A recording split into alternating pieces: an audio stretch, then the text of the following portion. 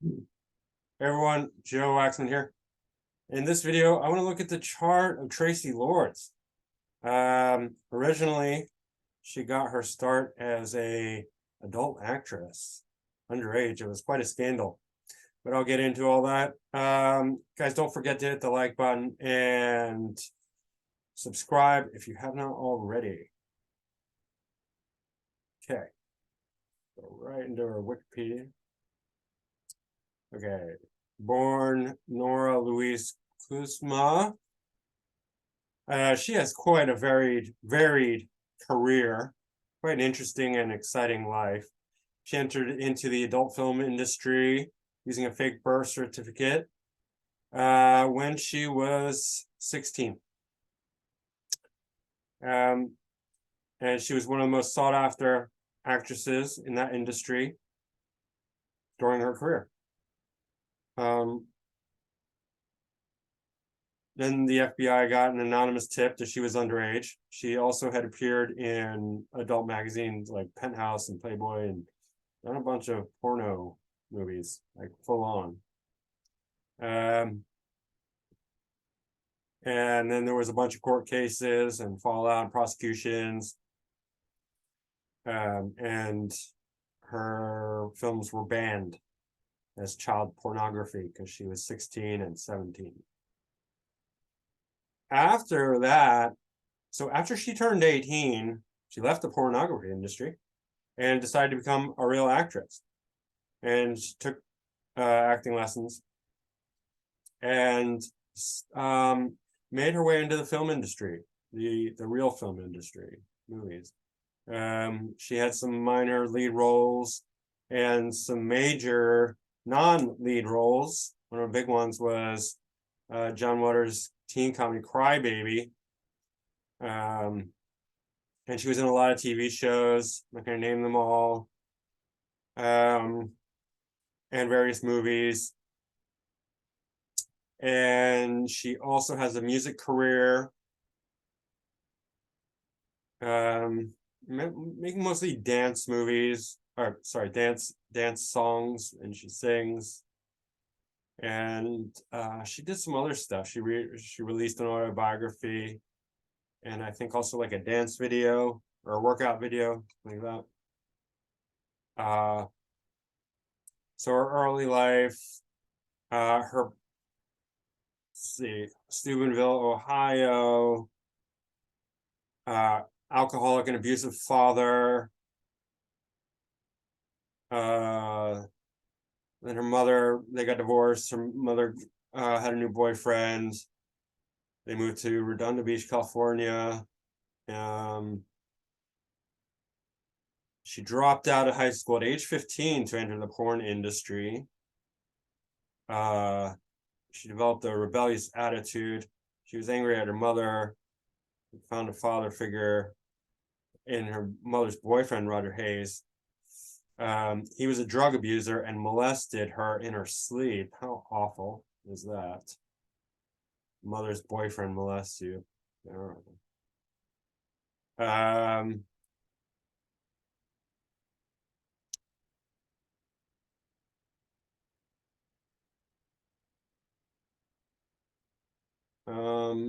She left home. Wait, did she leave home? Anyway, she became pregnant and then she got an abortion. She started working as a babysitter. Woman offered to get her a fake driver's license. She provided Kuzma with a new birth certificate. And she wanted her to say it was stolen. And she answered an ad for a modeling talent agency. Her mother's ex-boyfriend Hayes drove her to the agency. She began working as a nude model, appeared in magazines, and she was selected to model for Penthouse. And she chose Traci Lords as her name. And then she got into porn. And she was very successful at being a porn star. She became one of the highest paid porn actresses of that time, earning more than $1,000 a day. She appeared in a music video, Give Me Good Lovin' by the heavy metal band Helix. I never heard of them, so they're not very good, probably. And she was one of the most, biggest porn stars of that time. Authorities were informed that she had been an underage when she appeared in porn movies. Somebody tipped her off who knew her, tipped the FBI off she had lied, and it was a whole big thing. For 2 years, owners were arrested. She's taken in protective custody. It was a whole big thing, and they said that she was forced to do it under duress or whatever, without consent, but it's not true. She was consenting. And there may have been drugs involved. I don't really know. It doesn't really talk about that, at least not much. I don't.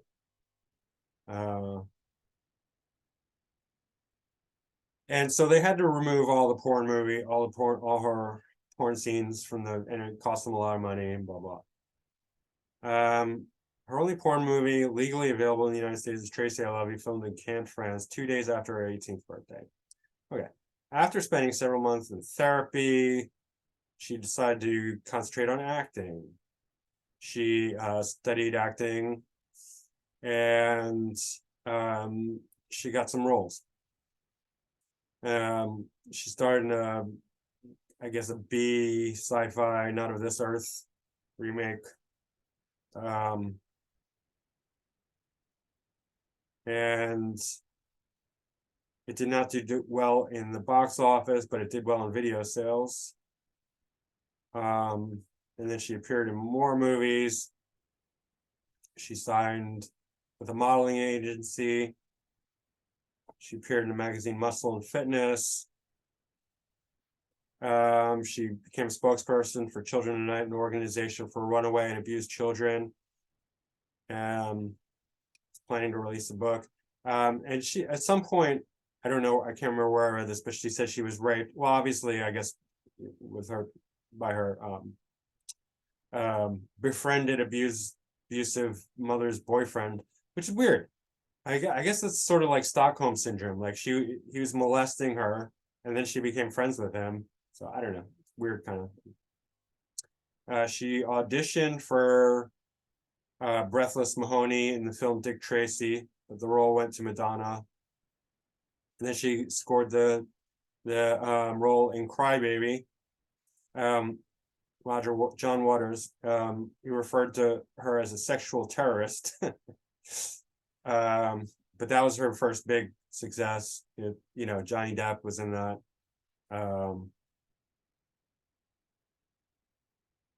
Exercise Video Warm Up in June 1990 was released. I'm just quickly moving through this. I don't want to take too long. Obviously, these get quite a long. They can be quite long when I start, going through every detail of a person's life. So, got to move quick. Then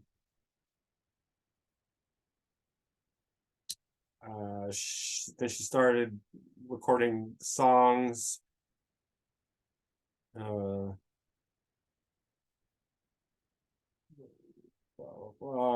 Let's see, all that. She had a lot of involvement, very minor roles, very small things here, there, everywhere, in film, TV, music.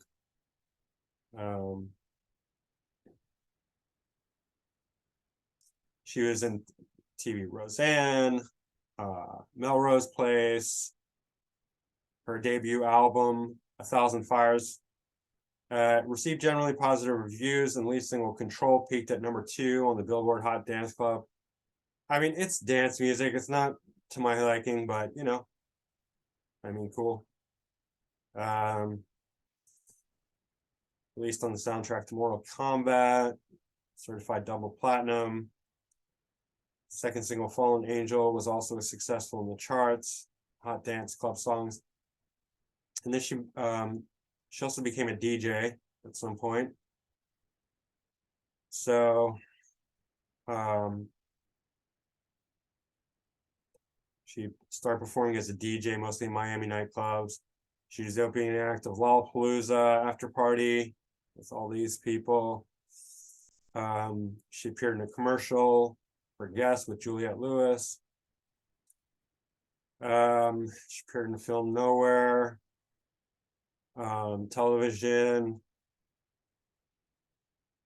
She appeared in the action film Blade.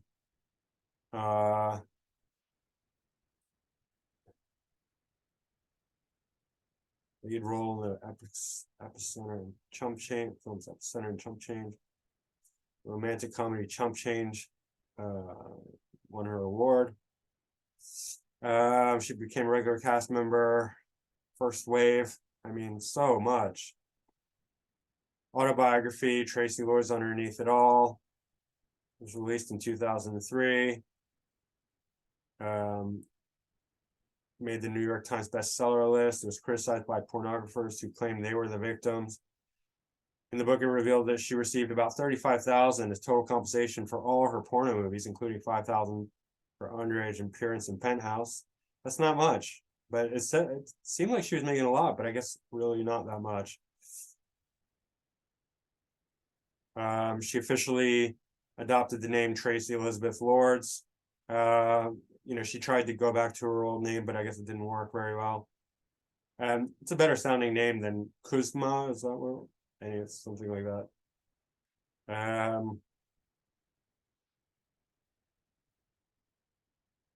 More music. She became pregnant now with her husband, and she had many different relationships that I just kind of skipped over. She appeared in Zack and Miri Make a Porno, and she was going to turn it down, but she really liked the script. And they wanted her to pose topless in it, but she refused. Plus, she was breastfeeding her child at the time.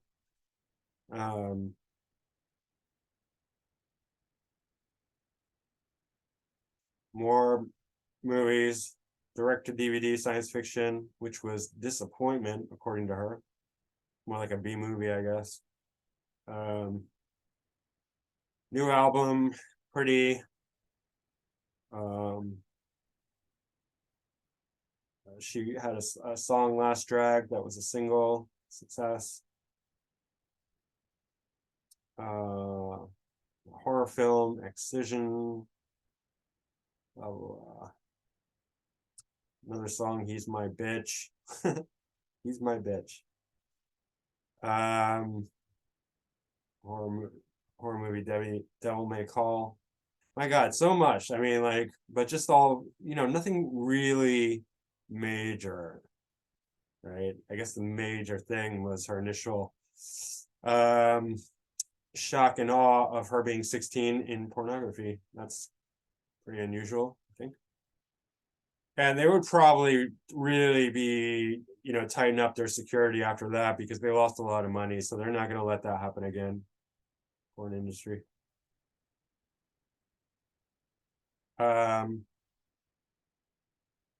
Then she got into fashion, a collaboration with pinup girl clothing, inspired by the character Wanda Woodward from Crybaby.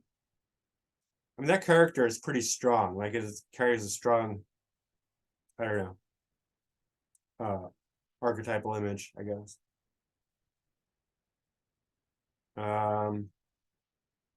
Starred in a comedy series, Swedish Dicks, and a whole bunch of other stuff. More of that. As a 2020 Lord continues to act and has a number of films released over the last couple of years due to the stupid demic, as I call it. Still in limbo. Riesler 2020 film Nicole Horax and the Killer is still in limbo. And it doesn't really talk about her drug use, but that is something that happened. I believe, anyway, because I read some comments about that in one of her videos that I watched. Song videos. Porn out. Okay, so that's pretty much it.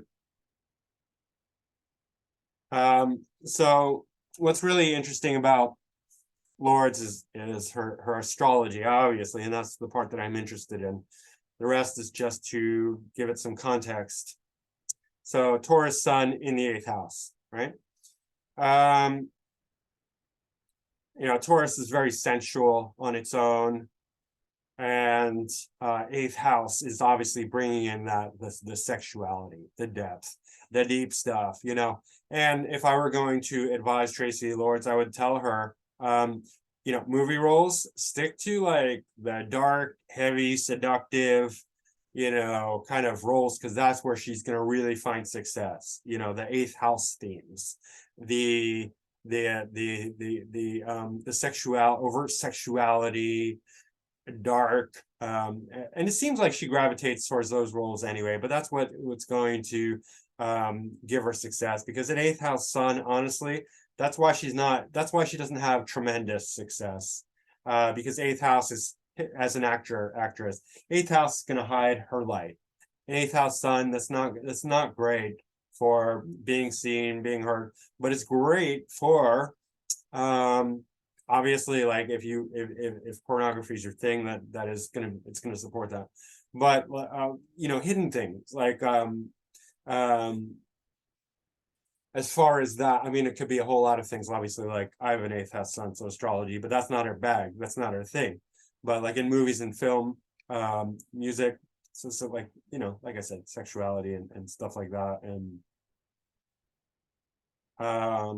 obviously like more like deep, like I don't like horror, but that kind of heaviness would do well for her.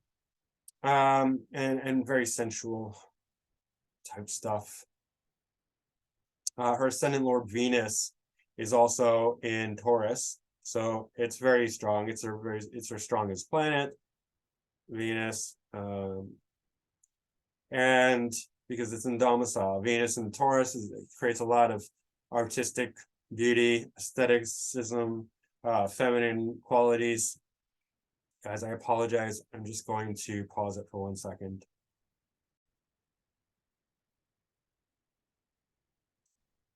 Sorry about that. Okay, so yeah, so her Venus is very strong, and that, especially for a woman, that's going to be excellent, especially because it's her ascendant lord, and it is her 8th house lord. So her ascendant and 8th house are actually very strong. Okay. Now Sun is ruling her 11th house cusp, and her houses, by the way, are very, I mean, this is like perfect, so easy to read, right? There's not really, I mean, it's very simple, because it's of how vertical the ICMC is. I think there's a name for this line other than that, but I forget what it is. But yeah, very strong 8th house, and then 11th house is going into the 8th house, so groups and networks and organizations. So she's going to do well working with other people, having group support. Internet would be another thing that is very much related to the 11th house, and also career success, popularity, career success. I mean, this Jupiter is greatly helped by Jupiter is helping her career a lot. Jupiter and Leo here, but I'll get to that more. So 11th house in the 8th, that is good for career success, especially with such a strong 8th house for the things that especially for adult films, right? This Venus, the Sun, and then the Mars as well, right? Mars is 2nd house. So 2nd house is often very prominent for acting roles, speaking, and 7th, partnership, What's really unique about this is I don't even need to pull up a midpoint tree to see. From Venus to Sun is 12 degrees. From Sun to Mars is 12 degrees, all in the 8th house. And Venus and Mars, Venus is the ascendant lord in domicile. Venus and Mars are both physical planets. So for sexuality, this is very, very strong. Taurus in itself is very sensual. Not exactly sexual Taurus. It's sensual, it's beautiful, it's physical, it's material, it's luxurious, artistic, creative, feminine. But Mars is sexual. Mars is often more the male sexuality, but still, because it's the initiating planet, and it actually benefits the sun quite well because the sun is exalted in Mars sign Aries, right? So it gives the sun a lot of initiative, a lot of energy to act and to start things and to go forward and burn brightly, you know. So that's very strong. It gives the sun a lot of initiative, whereas Venus does not. Venus holds the sun back, makes the sun a bit more lazy, indulgent, wanting to just eat and, you know, enjoy the, you know, material stuff, money, food, drink, sex, laying on the couch, that sort of thing. Mars gets the sun moving and acting, and so, but the midpoint, that these are in harmony, so that kind of really strengthens it. It's like a triple beat, yeah, and it gives it that rhythm and that harmony. So her 8th house is very strong. Okay.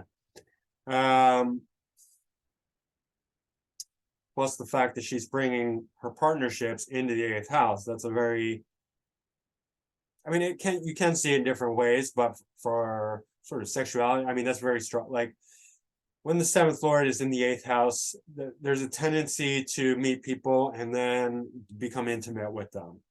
It can go different ways. In fact, I mean, I have that. I have Venus in the 8th house. Venus is ruling my 7th lord in the 8th house. But the way it works for me is through astrology. You know, I have partners and we do astrology readings. That fulfills that, you know.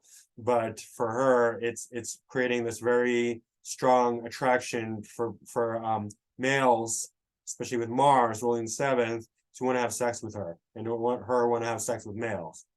Right? It's not just it's a combination of all these three things, but that's very prominent, you know, like the 7th lord is in the 8th house, so she's becoming intimate with men, especially when she's young. The reason for that is because South Node is conjunct the ascendant. So this is like Janis Joplin and Jim Morrison as well, because when the South Node is conjunct the ascendant, then the first half of life, they're very much about themselves, and all the energy is on them, and not so much about others. The others become very loose, right? So many partners, right? Both Janis Joplin and Jim Morrison were just like sleeping with everyone, like just nonstop sex, you know, extravaganza. It was like one big orgy, right? Because the North Node is not active, so this is like empty. So there's no real, there's no like gathering force in the 7th house. So it's very loose. It's like you, all of you, everyone, you know, just come on, you're having a big party. And so it's quite destructive in that way. And just for comparison, when it's reversed, when the North Node is on the 1st house, South Node's on the 7th house, then you have equally destructive, but in a different way. Then it becomes very obsessive in a bad relationships, obsessively bad relationships. For instance, 2 examples: Sid Vicious, Amy Winehouse, right? Sid and Nancy, Amy and her drug addict boyfriend. So that's South Node in the 7th, right? It wasn't like, you know, 1,000 partners. It was one partner, and they were terrible relationships, like drug relationships. relationships based in drugs and alcohol and debauchery, right? So that's the difference. Both are equally destructive. And I pretty much have South Node in the 7th, so I know about these kind of destructive relationships. I'm over it because I'm already 46, but I've had my share of really bad relationships that were more like the Amy Winehouse, Sid Vicious type. So in any case, yeah, North Node in the 7th or conjuncted descendant is going to produce kind of debauchery with like 1,000 partners. Maybe not. It depends on the person, how successful they are at that, but just kind of loose partnerships early in life, right? So that it's almost like with this combination, it's like, yeah, how could she not just sleep with every guy she meets, right?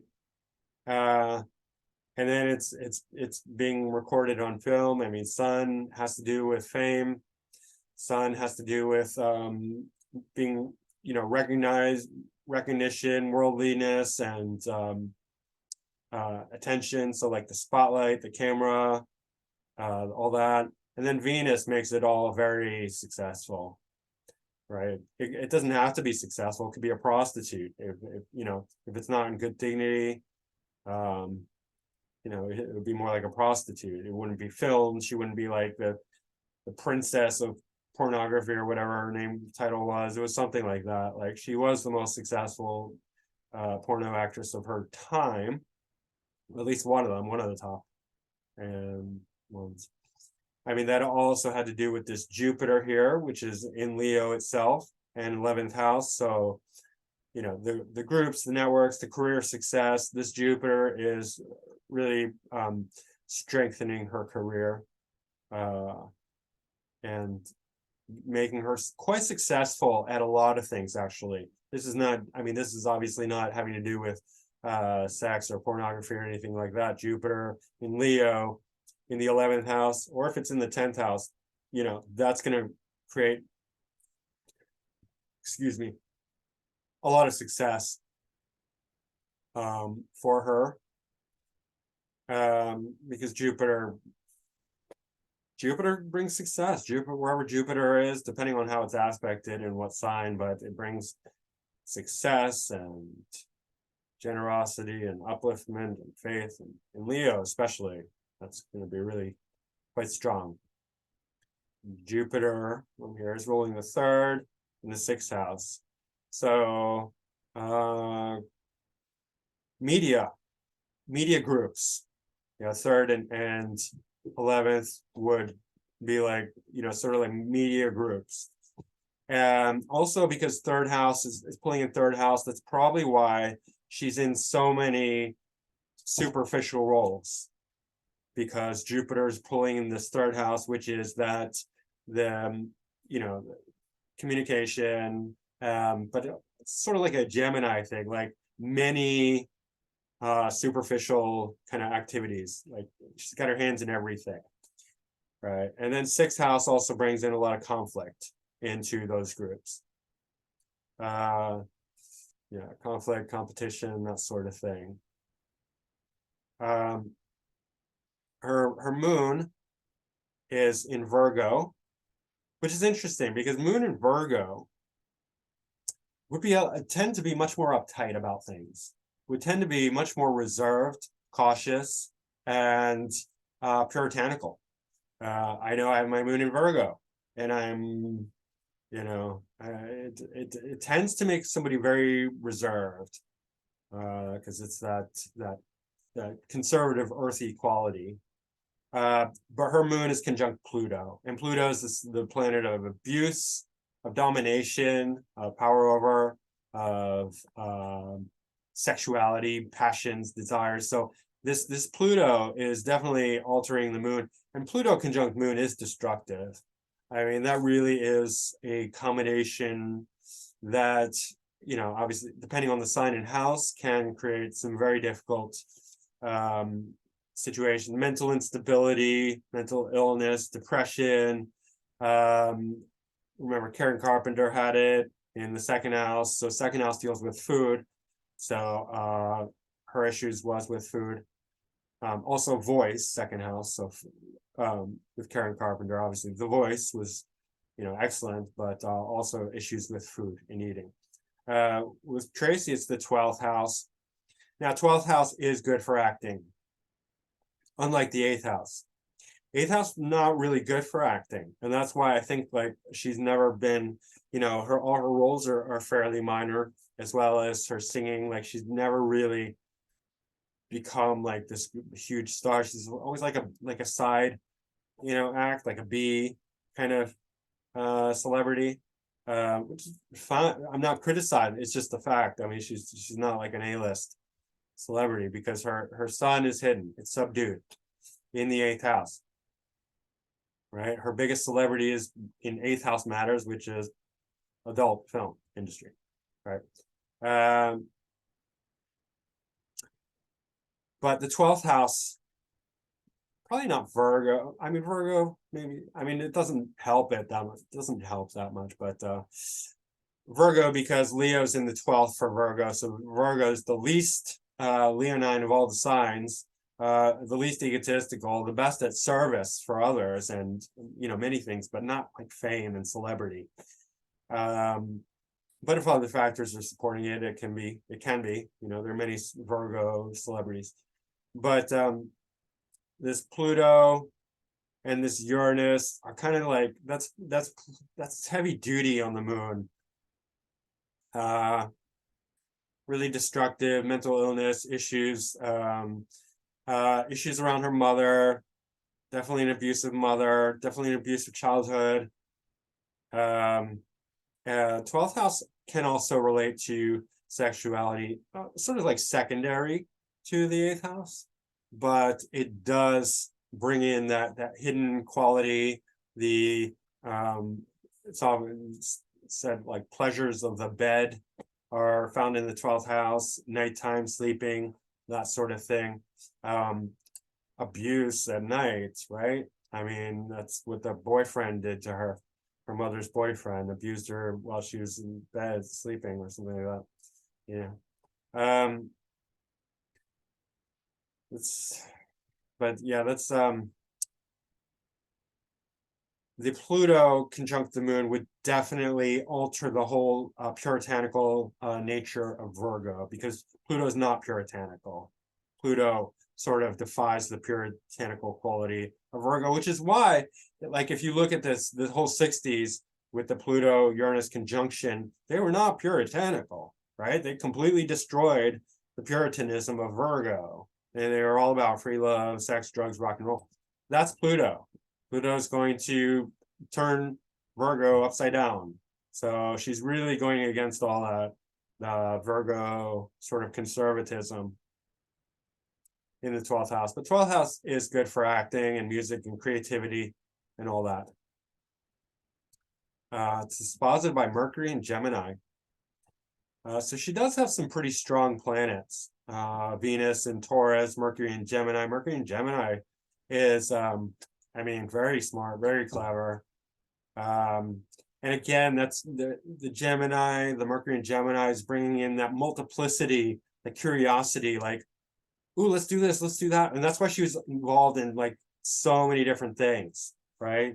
So many different fields, like tons of movies, tons of TV shows, commercials, books, videos, like exercise, dance, DJ, autobiography, fashion, so many different things, right?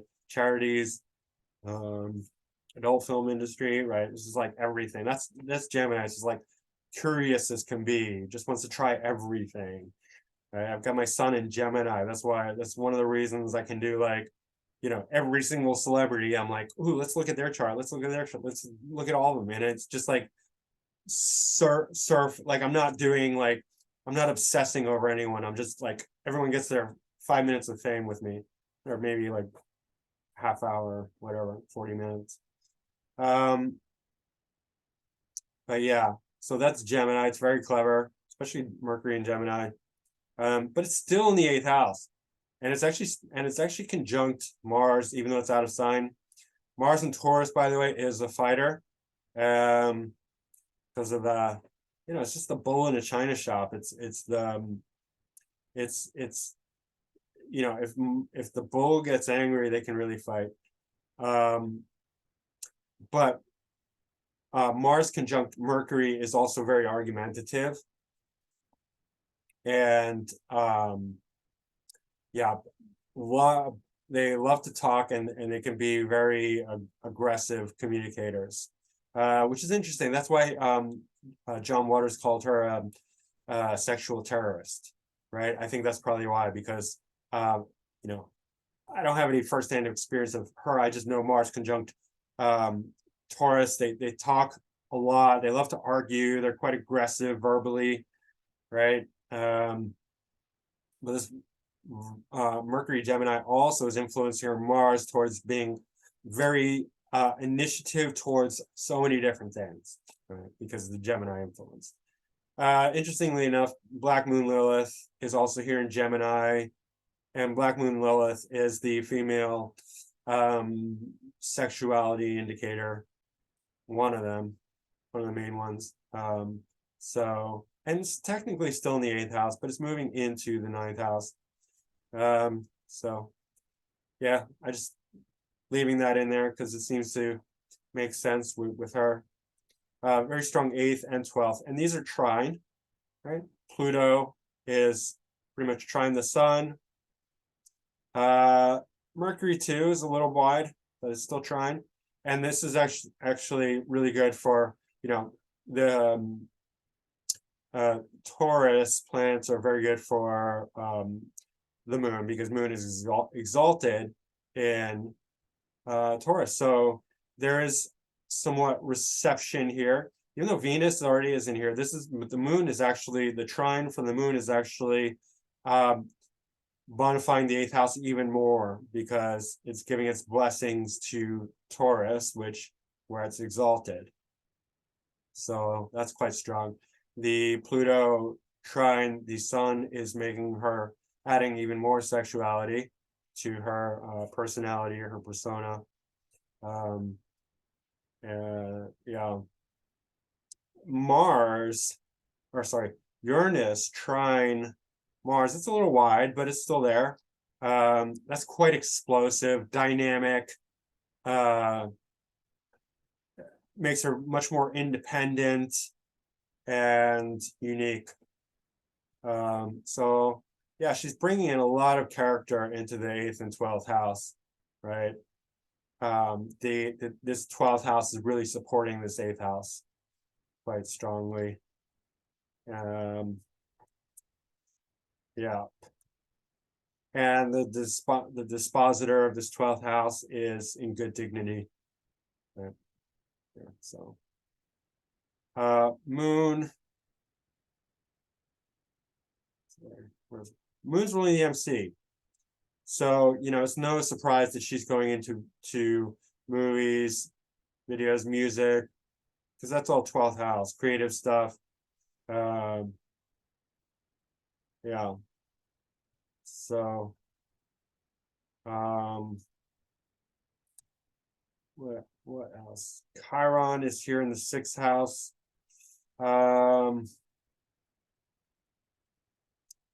6th house Chiron is going to be difficult, because it's going to give, there's not that many bad aspects to Chiron here, but Chiron it has a semi-square to the sun.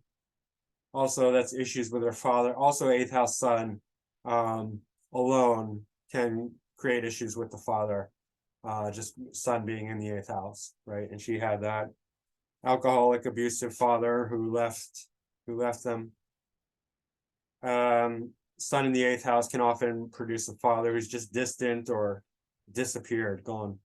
But Chiron semi-square the sun shows that there's even more difficulty than just the 8th house sun alone. It shows wounds and pain and rejection from the father, as well as just in her personality in general, that she feels somewhat of a outcast, wounded, reject, that sort of thing. And the sixth house, right? Sixth house Chiron is going to bring a lot of conflict and enemies, opposition into her life. Yeah, Saturn is conjunct the North Node. So anything conjunct the North Node is going to be sort of missing in the first half of life. So Saturn, discipline, structure, issues with the law, support by the law. So like Saturn's going to be have a negative missing quality, negative influence. So like law, authority issues, which she had, her own discipline, her own structure, her own beings, mature. Saturn's also ruling the fourth and fifth house. So her early childhood was quite difficult because Saturn is also it's debilitated here. It's obviously exalted in Libra, and so it's debilitated here in the seventh. But it is angular and it does quite well in the seventh house. But the North Node is going to make it negative for the first half of life. It's going to make it sort of like absent, hidden quality. So she really didn't have much of a childhood. She wasn't having fun either. Fifth house, fun, games, entertainment, that sort of thing, definitely lacking. But as she gets older, she has a baby, right? She had a baby quite late, so that's because her North Node's getting activated in her 30s, but especially 42. So she had a baby in her upper 30s, and then she found her husband. She doesn't have so as she got older, she became more Saturnian. That's what I'm trying to say. She was lacking Saturn in the first half of her life. As she gets older, she becomes more Saturnian. She's not doing nudity. She's not doing pornography. She's not doing any of that debauchery. She has a husband. She has a child now. She's becoming much more mature. Saturn in the seventh will give a long-lasting, good relationship. Not great because it's in Aries. So her husband might be kind of dominating, tyrannical, just authoritative, but he's going to be committed, and she can have a long-lasting relationship. I'm not saying that the relationship that she has now will be the final one, but it might, because Saturn's not in good dignity. If it was in good dignity, yeah, but it might be another one. But each time it's going to be more mature, more long-lasting. Saturn in poor dignity here, it's going to take a while to mature, but it'll get there, especially with the North Node, and that's her destiny, sort of like her lesson, her learning lesson. North Node, to become Saturnian, to become mature, responsible, authoritative in relationships, committed relationships, not just, hey, let me sleep with 1,000 guys and film it, like pornography, like that sort of thing. One guy, no filming, the sex, mature, responsible relationships, right? Becoming an adult, right? That's her job. That's what she's here to learn. And it's going to be a rough road because Saturn does not do well in Aries, but she can get there. It's going to be hard work.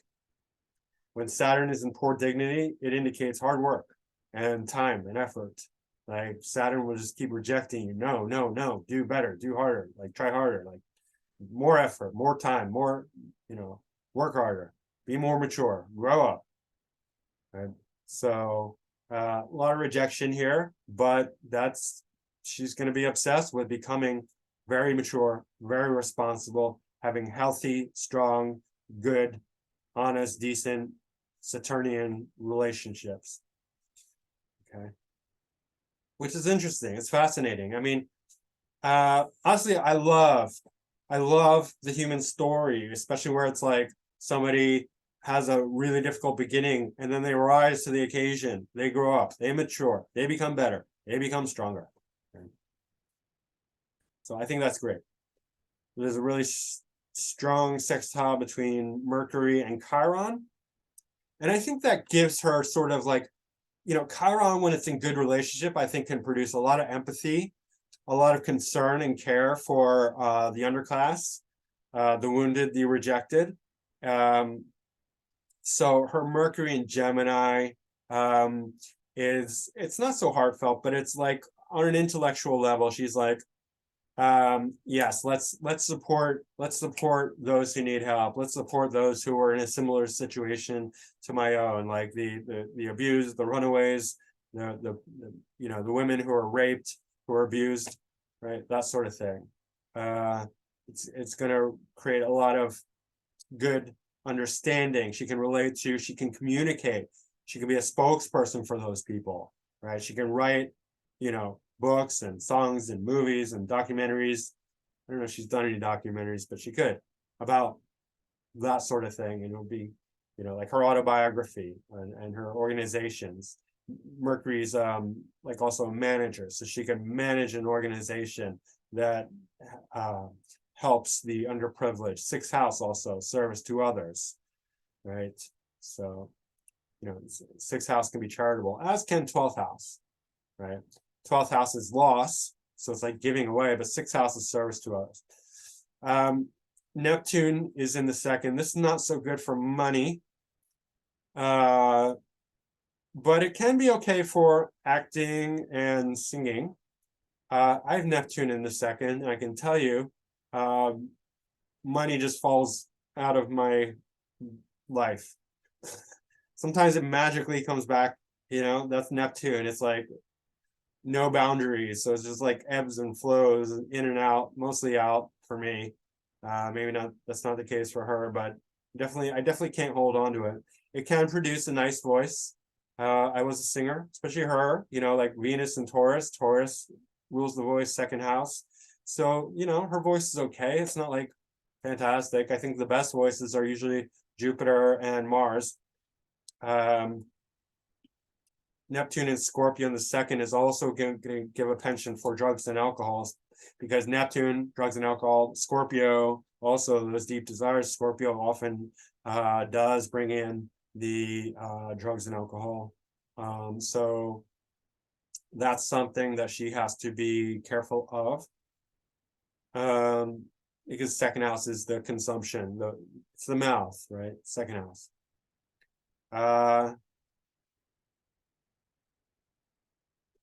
There's a very strong sextile to Uranus, and this is obviously generational. But it is good. It is helpful. It is that's going to help out her.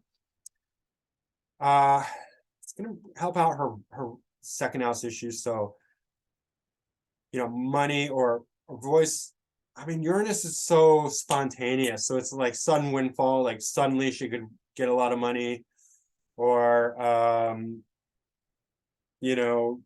it's probably not great for her drug and alcohol habits, because Uranus is so spontaneous. It's like, she could just be off all of it, then all of a sudden just have a really like bender or something. I don't know, something like that, like just, or like, since second house is resources, like she can really lose all her money all at once, like just spend it all.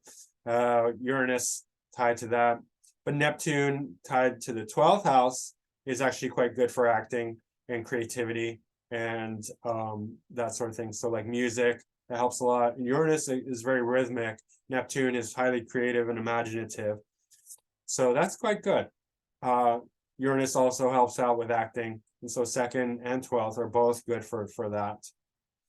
Right. The square to Jupiter, that's not great. Makes her probably quite delusional. Jupiter has to deal with faith and connection to God, philosophy, and the square is going to bring out the lies, the deceit, especially as it relates to groups and career success. She can meet people who are going to lie to her, deceive her, cheat, steal, and that's also, she herself is going to lie, cheat, steal in her career, potentially, which she did, right? Which is interesting, right? That Neptune's in the second, that's the voice. It's square Jupiter, which is in the 11th house, and strongly connected to her career and career success, especially with Leo, Jupiter and Leo in the 11th. She will lie, deceit, deception, both on both ends. She's going to be lied to, she's going to be deceived, and she will also be the deceiver and liar. Right, so that's really interesting, I think. What else?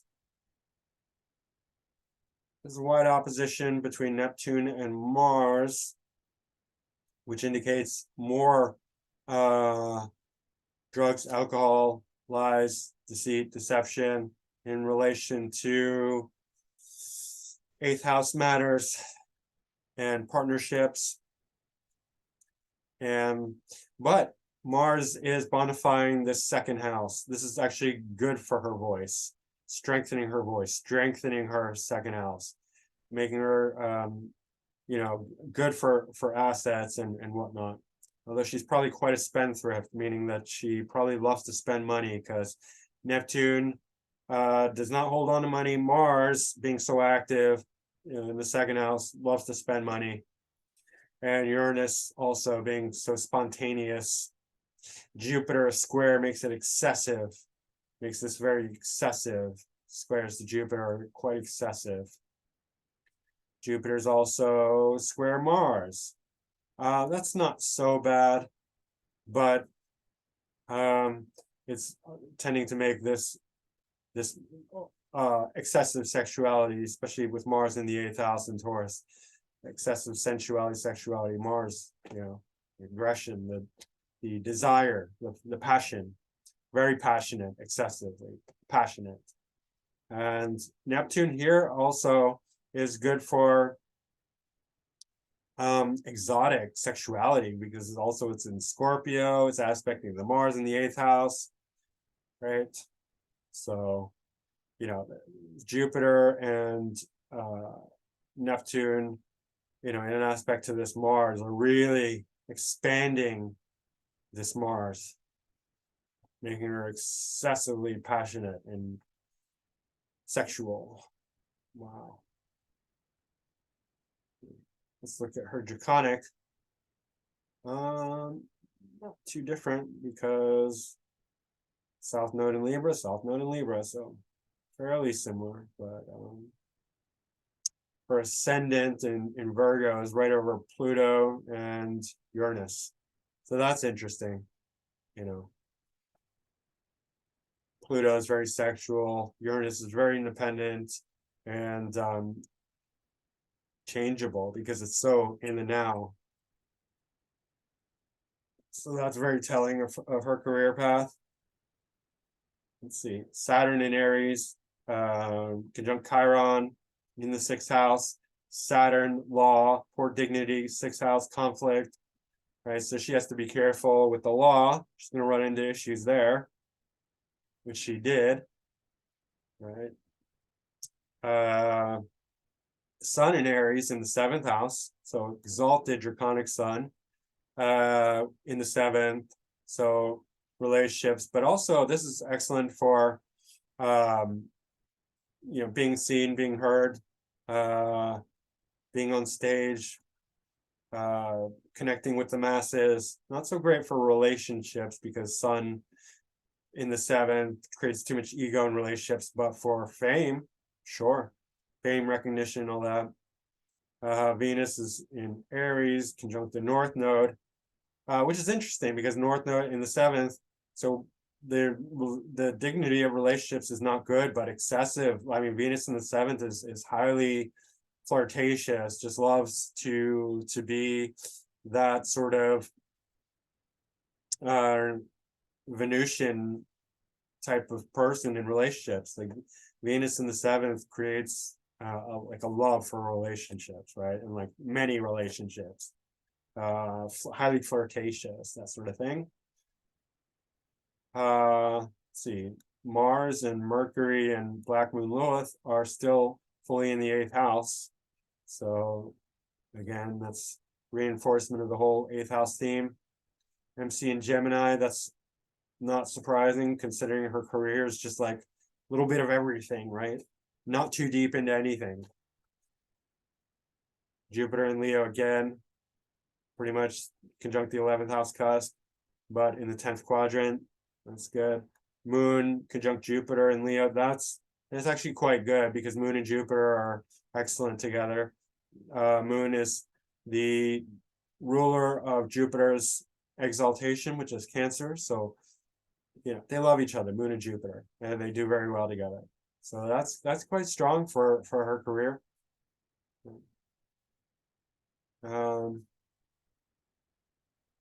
And you know, these are pretty similar to the natal, not too much different there. So that's pretty much it. Can't really think of anything else. I mean, there's such a strong 8th house and then 12th house, and then Jupiter gives her pretty good success with everything, but together with this Neptune really accentuates her sexuality, makes it more glamorous and expansive and excessive, and you know, yeah, that's the main things, I think, right? And the North Node conjunct Saturn in the 7th, you know, really working hard for maturity and responsibility and, you know, healthy Saturnian relationships. You know, a Saturnian relationship is just one-on-one that lasts a long time and it's mature and responsible and kind of boring, but you know, that you have to be okay with boredom if you want something to last a really long time. Right? Boredom is okay. So yeah. That's Traci Lords for you, and I wish her the best. I hope her continued success and just, you know, keep becoming more and more mature and develop that healthy relationship. And cool, guys. I hope you enjoyed this, and don't forget to hit the like button, subscribe if you have not already, and leave a comment down below, whatever you feel like. And book a reading with me. Macroastrology.com is my website, and my email is macrogoldmachine@yahoo.com. And that's it for now. I'll see you again soon. Thanks. Bye.